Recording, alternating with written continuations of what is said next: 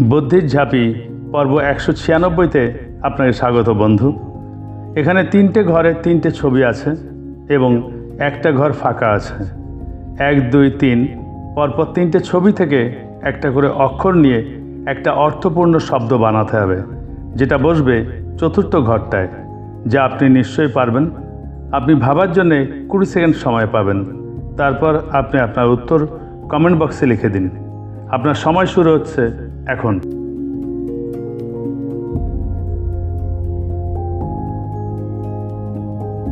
এই রকম আরও ধাঁধা পেতে আমার ফেসবুক পেজটা ফলো দিয়ে রাখুন এবং আইবি ক্রিয়েশনস ইউটিউব চ্যানেলটা সাবস্ক্রাইব করে রাখুন।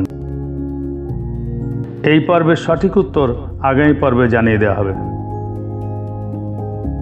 সময় শেষ। পর্ব 195-এর উত্তর কাজল। পরবর্তী ধাঁধার আসর বুদ্ধির ঝাঁপিতে আপনার সঙ্গে আবার দেখা হবে। ভালো থাকবেন। ধন্যবাদ।